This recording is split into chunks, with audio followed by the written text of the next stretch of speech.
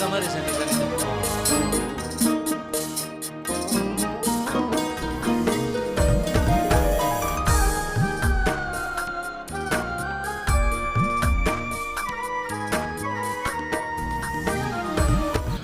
خپل زړګي د ارمانونو جنازې وباسي دا سړی څوک دی چې توبو پسې توبې وباسي هلک مولیانو پسې ګرځي تعویضونه کوي هلک مولیانو پسې ګرځي تعویضونه کوي جنۍ لګیا د ماښامي کې وظیفې وباسي ایا سپزله دا د مینې انتها ده که نه ایا سپزله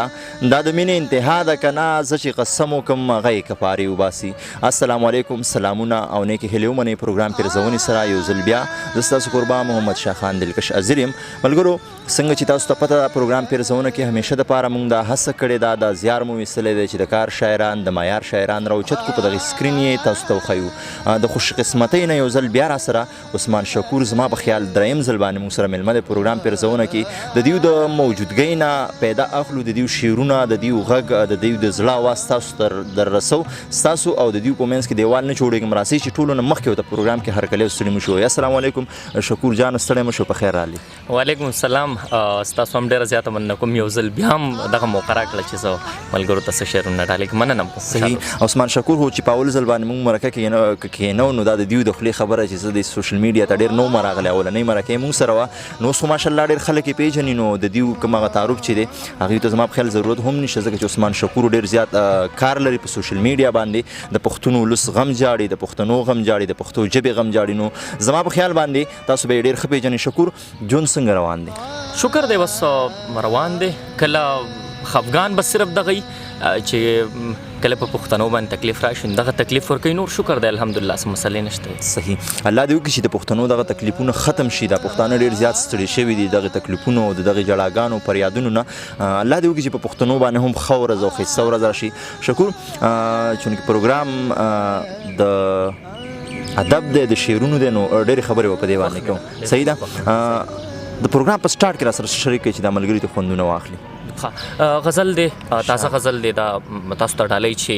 زه ریښې ریښې ګریوان یم ځکه ژاړم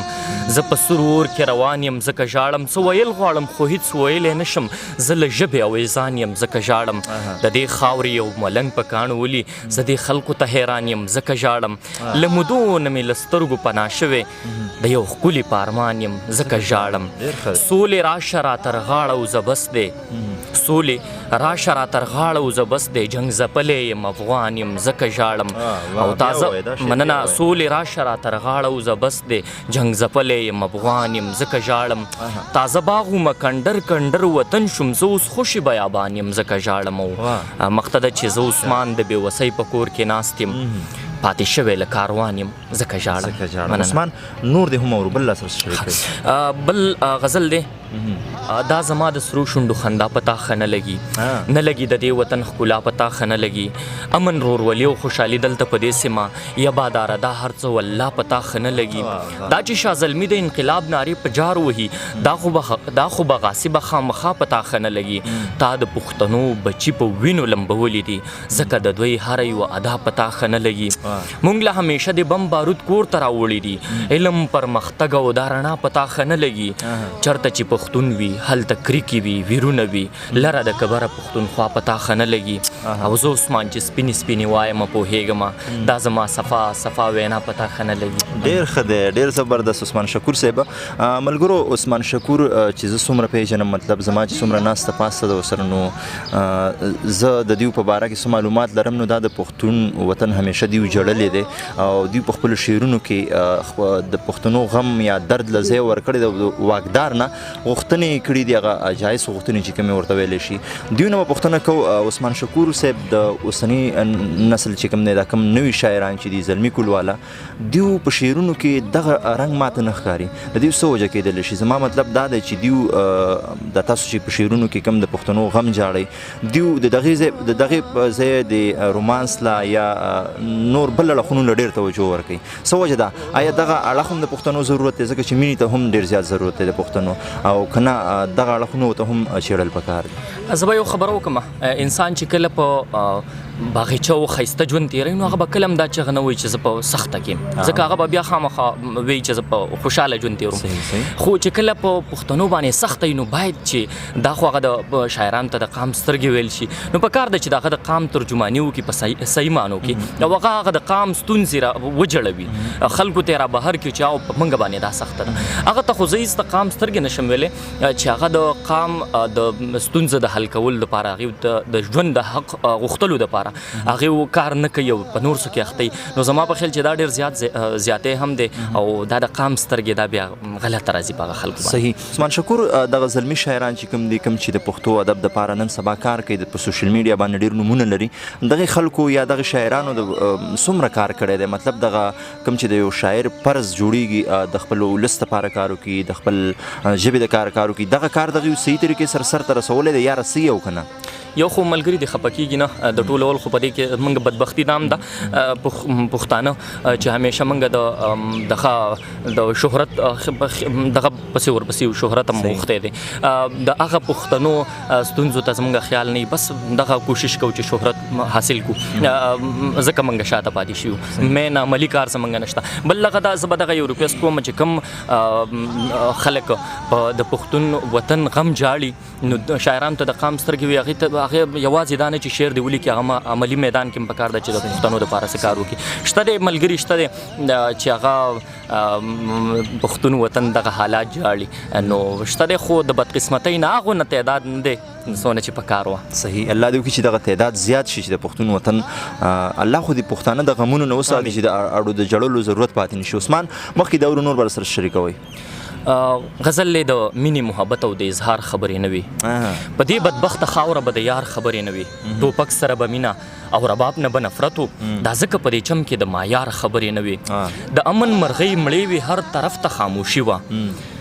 ګلونه د بلبل او د بهار خبرې نه وي د امن مرغۍ مړې وي هر طرف ته خاموشي وه ګلونو د بلبل او د بهار خبرې نه وي یو وخت د منصور په شان به څوک اویزان نه و یو وخت چې بدل ته هیڅ د دار خبرې نه وي او د دې وطن هر کاڼی به زما په وینو رنګ و عثمانه دلته ځکه د روزګار خبرې نه وي وطن هر کاڼی به زما په وینو رنګ و عثمانه دلته ځکه د روزګار خبرې نه وي واه واه ډېر عثمان ډېر داسې شاعران دي چې د پښتو ادب دپاره لکه وایي چې مونږ کار کوو یا پښتو ادب سره نومونه تړلی شوي دي خو هغوی هم په خپلو خبرو کې یا په خپلو الفاظو کې هغه عمل پې صحیح نه کوي هغه مطلب د انګلیش ټکي یا د اردو ټکي داسې ډېر الفاظ راوړي چې هغې پښتو سره اړو سلار نه وي یا ورسره سمون نه خوري په دې باندې څه ویل غواړئ زه خو به اول دا خبره وکړم بدقسمتۍ نه خو اول موږ د نصاب د پښتو نصاب نه هغه نصاب زموږ پښتو مضمون پکې نشته نو هغه که اوس موږ ډېرې زیاتې هڅې کوم خو په خپل کوشش دی روان دی خو په کار اول د مشران له ودا کوم چې د پښتو دغه دعوې کوي چې پښتو له کار کوي نو هغه مشران چې زه اکثر کله ګورم ډېر زیات خفه شم هغه پکې د اردو توري استعمالوي یا پکې د انګلیش توري کارول کېږي په دغه روزمره ژوند کې نو هغه ته زه حیران شم لاندې ورته ټول ماشومان ناست دي زه به بیا ستا نه څه زده کوم په کار خو دا وه چې تا پې هغه کره پښتو دی ویلی نو ما کوشش کولی چې زه به همدغه شانې ستا نه یادوم چې ته ما ته د اردو د انګلیش توري کارې نو زه به بیا څه کوم نو د ټولو اول خو دغه بدقسمتي ده زمونږ خو دغه یو خواست به کومه چې په کار د چې اول مشران په دغه باندې عمل وکړي او په خپله مورنۍ ژبه چې ورته ویل کېږي نو په دغه باندې باقاعده کار وکړي چې او موږ ته هم څه لار راوښیي نو انشاءالله چې دا به زموږ دپاره ډېر زیات ښه د راروان نسل دپاره به ډېر زیات مطلب زموږ سترګې دغې ته دي هغې ته دي چې هغې داسې کوي صحیح عثمان نور غزلې را سره شریکې شعرونه را سره شریکې غزل دی د مات شوي زړه قصه ده ورته ژاړم د یو چا نه مې ګیله ده ورته ژاړم خاموشي د لیونتوب دی او تیاره د بیابان دی نیمه شپه د ورته ژاړم استراب تر میکدې مراوستی د ساقي لاس کې پیاله د ورته ژاړم نن مې شوې د هر ارمان کیسې تمامې هی د امن مرغۍ مړه د ورته ژاړم بیا وایي نن مې شوې د هر ارمان کیسې تمامې هی د امن مرغۍ مړه د ورته ژاړم یو سړی کړو کافر خو چې دا ولې د چا لاسو کې فتوه د ورته ژاړم یو سړی کړو کافر خو چې دا ولې د چا لاسو کې فتوه د ورته ژاړم او ستا نه پس عثمانه دلته به نور څه وي خو بس دا شاړه کوڅه د ورته ژاړم ډېر ښکلی عثمان اخرنۍ غزل را سره شریک کوي بیا پروګرام راغونډو غزل دی چې مرغۍ اوس نه کوي چې غار د یو سړي د لاسه ویر او ماتم کوي چنار د یو سړي د لاسه امن پسند یم پښتون یم په خپله خاوره وده مې نه کوي روزګار د یو سړي د لاسه ډېر ښه دی په نه خبره کافر کړم د کلي ملا نه حق ختلی یم په دار د یو سړي د لاسه زوی یې چا مړ کړو لیونی مور یې او تره ګرځي ځان ته خیرې کوي ازار د یو سړي د لاسه غلبیل غلبیل یم په وجود کې مې ساه هم نه لرم روغ نه یم مړی یم یار د یو سړي د لاسه خوانه مې تللې د راتلو عادې زړه کې ساتم کړم به ټول عمر انتظار د یو سړي د لاسه و مخته ده چې عثمانه زړه مې د هجران لمبو وهلی مدام په کټ کې پروت یم بیمار د یو سړي د لاسه عثمانه زړه مې د هجران لمبو وهلی مدام په کټ کې پروت یم بیمار د یو سړي د لاسه ملګرو عثمان شکور و تاسو ته خوندور او مزیدار او د کار شعرونه واورېدل مننه یې کوم چې موږ سره پروګرام پیرزونه کې په دریم ځل باندې ناستی وکړو د دې تر څنګه د ایاز فضل داودزي صاحب هم مننه کوم چې دومره ستړی کوي دومره زیار را سره وباسي شاعرانو پسې ګرځي دغه کارونه سرته رسوي الله دې وکړي چې د هغوی په ژوند کې برکت راواچوي ډېره مننه کوم ستاسو ټولو چې تر دې دمه برداشت کړو او تر پایه موږ سره پاتې شوئ انشاءالله بیا به ملاقات کیږي د یو نوي ملګري سره تر هغې دمه چېرته یې هاد آباد او بریالي اوسئ